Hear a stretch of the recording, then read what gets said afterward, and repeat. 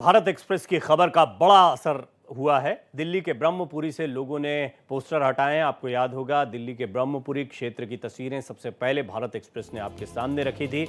इसमें गली नंबर 12 में मकान बेचने के पोस्टर लगाए गए थे और ये पूरी खबर ये थी कि हिंदू परिवार डर की वजह से यहाँ से पलायन कर रहे थे।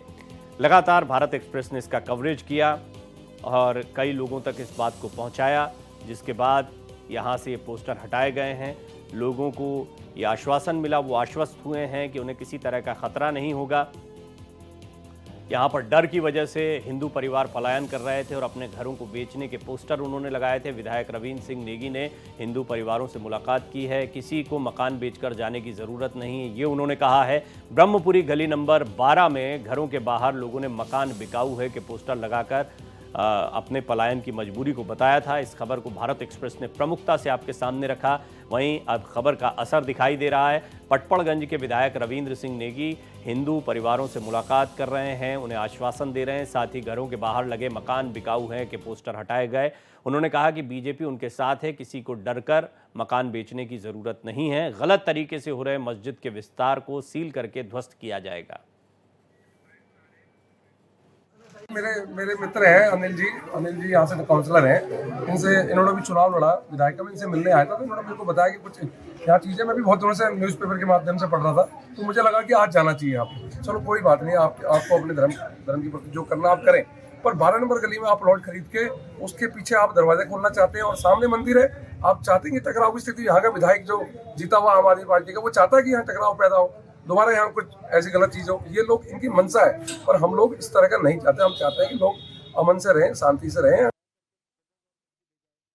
ये खबर आप तक लगातार भारत एक्सप्रेस की टीम पहुंचा रही थी। राकेश सिंह इसका कवरेज कर रहे हैं। राकेश मेरे साथ सीधे इस वक्त जुड़ रहे हैं इस खबर पर। राकेश, अभी हमने विधायक नेगी साहब को तो सुना, हमने कुछ तस्वीरें भी देखी हैं, इससे स्पष्ट हो जाता है यहाँ पर क्या कुछ चल रहा है। मुद्दा कितना गंभीर है ये, और क्या इसको सचमुच रिजॉल्व किया जा रहा है? क्योंकि लोगों के मन में जो डर आता है वो खबरों की वजह से नहीं आता, वो तो सचमुच डरे होंगे जिसके बाद वो खबरों में आए, लेकिन उनका डर कितना सचमुच निकल पाया है? प्रवीण, देखिए, जो सबसे बड़ी बात है कि ये कल ही जो रवि नेगी पटपड़गंज से विधायक हैं वहाँ पहुँचे थे। उन्होंने बाकायदे जो मकान पे लिखा हुआ था कि मकान बिकाऊ हुआ, उस पोस्टर्स को फाड़ दिया और सांत्वना दी, आश्वासन दिया कि देखिए, आप जो हिंदू लोग हैं उनके साथ कुछ भी गलत नहीं होगा। लेकिन मैं अगर गली की बात करूं प्रवीण, तो साफ तौर पर ये गली तकरीबन 500 मीटर से लेके 600 मीटर तक है। तो उसमें जो आधी गली का हिस्सा है जिसमें कभी हिंदू रहा करते थे, वहाँ पे लगभग जो एक विशेष वर्ग है उनकी आबादी हो चुकी है। कुछ ही ऐसे घर हैं जहाँ पे जो आधी गली है वहाँ पे भी मुसलमान हैं, लेकिन उसमें कुछ घर जो है बमुश्किल, अगर मैं वहाँ गया था, अगर मैं गिन के बताऊं तो 15 से 20 मकान है जिस पे लिखा था कि मकान बिकाऊ है। तो कल रवि नेगी ने जिस तरीके से सांत्वना दी, आश्वासन दिया कि आप लोग निश्चिंत रहिए, जो भी कानूनी कार्रवाई होगी वो की जाएगी। लेकिन डर वाजिब है, चूंकि जो 75 गज के 2 प्लाट हैं उसको 6 लोगों ने मिलकर खरीदा है। आप जरा सोचिए, और वो कागजात जो है एमसीडी के दस्तावेज में नहीं है। ये बाकायदे वहाँ के जो निवासी हैं उन्होंने बाकायदे भारत एक्सप्रेस को डॉक्यूमेंट्स दिए थे, वो उसमें साफ तौर पे लिखा है कि ये डॉक्यूमेंट्स अपलोड नहीं हैं। तो आप सोच सकते हैं कि कितनी गंभीर बात है। चूंकि जो मस्जिद का दूसरा हिस्सा है, 150 गज का एक प्लाट है, इसके बाद जो 13 नंबर गली है उसमें भी 150 गज का प्लॉट है। तो जो 150 गज पे मस्जिद बनाए जाने की बात कही जा रही है, जो आरोप लगाए जा रहे हैं, उसका जो पिछला हिस्सा है उसके जस्ट सामने चंद कदमों की दूरी पे प्रवीण, वहाँ पे शिव मंदिर है।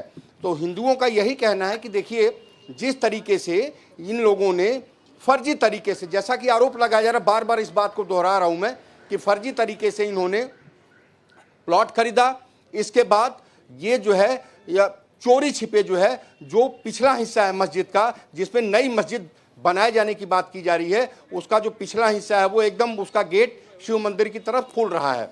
तो आप सोच सकते हैं कि कितनी गंभीर बात है।